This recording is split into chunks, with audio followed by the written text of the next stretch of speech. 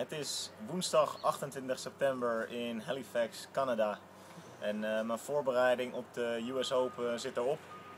Ik vlieg over een paar uurtjes naar Philadelphia, waar ik zaterdag de eerste ronde speel van de US Open.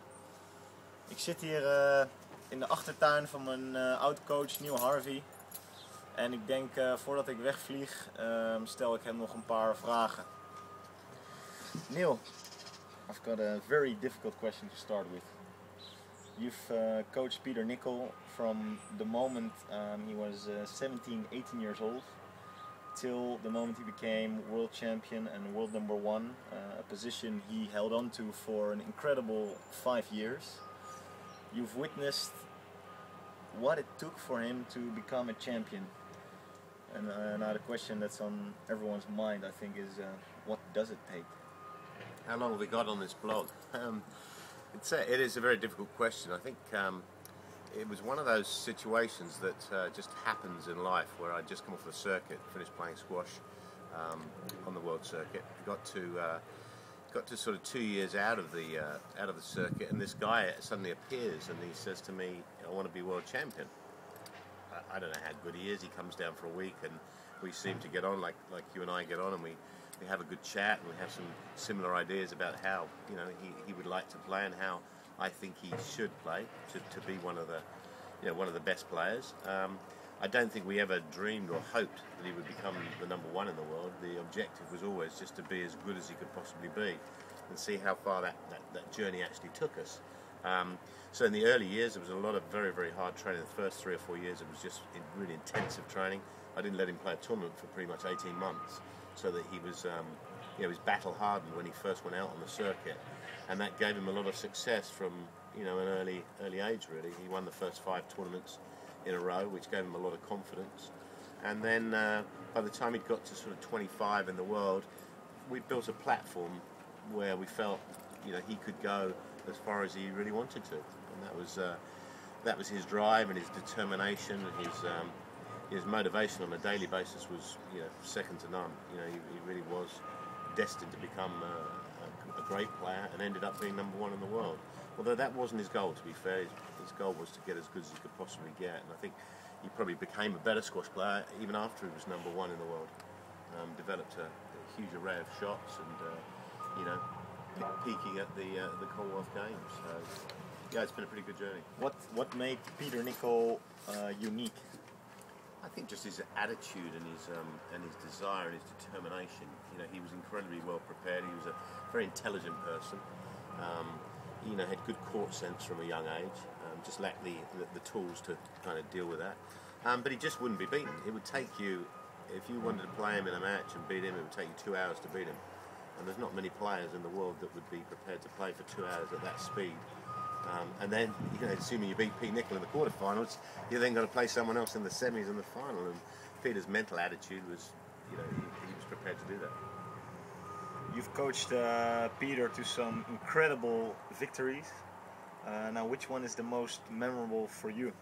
The most memorable, without a shadow of a doubt, is Egypt, when he won the World Open against Barada in front of the pyramids. It was an extraordinary achievement in any sport on overseas territory. When you're overseas, it's very difficult. You've got 5,000 Egyptians, you've got an Egyptian referee, there's only myself, Peter, his dad, and Andy Bunting, the Prince guy, and that was an incredible victory against all odds, and he really demonstrated to me that his mental strength was the thing that brought him through that. And who's your biggest coaching success? Wow, that's a great question. I hope you're not fishing here, LJ. I think my greatest coaching success is a guy called Peter Gunter, who actually didn't turn professional till he was 27 years old, and he got a little payout from his job. He was a semi-professional, just playing league matches, and he decided he wanted to give it a go. And for probably 5 years, he didn't have any attributes to make him a good squash player. He was slow. He had only a 2/3 lung capacity because of asthma. But again, he was pretty determined, and his big dream was to get on the glass court in the round of 16 in the big tournament, and he actually managed to do that in the Mahindra tournament one year. Wow, so you've coached Peter Nicol to number one in the world, and you've coached this relatively unknown guy to what, top 16 He again? got to 42. And that's your biggest I think coaching so. set? Yeah, that's pretty cool. So. Yeah. Last question. One of our followers on Twitter asked, as a sport, squash has everything in it. It's very tough, technically, physically, mentally. When will we see squash in the Olympics? Well, the shame of it is the last Olympic presentation was done by a young girl from San Diego, who was part of the squash program there, the Surf City program, and she did an amazing job. By all accounts, this was the best presentation that anyone had ever done in any sport. And she told her story of coming out of Ethiopia, and getting sanctuary in the US and playing squash, and how squash has kind of turned her life around. And I think squash has those life qualities that everyone who plays squash would understand. It's played in over 140 countries in the world. It's got all the right ticks in the boxes. But they came up against golf.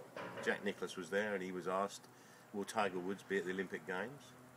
And he said, "Yeah, Tiger Woods will be there." It's ironic what's come out about the Tiger, subsequently. I bet they're probably ruined that decision. But squash doesn't stand a chance because it's just not a big money sport. Whereas golf, if golf's in the Olympics, you imagine the number of sponsors that are just going to jump on board, and the television coverage of golf. So, we're really up against some of the big media sports. It's really, really difficult to get in there. And of course, you're up against people who, they have a bias. I mean, we saw this with the soccer recently, with Sepp Blatter and the nominations for presidency in the presidential battle. It's a difficult one. It's who you know, basically. Yeah. All right, Neil. Thanks a lot. Thanks for this interview, and thanks for having me the last 10 days. Yeah, it's been a great 10 days. Absolute pleasure as always, LJ. Thanks for everything. Cool, man. See you. Good luck in the US. Thanks.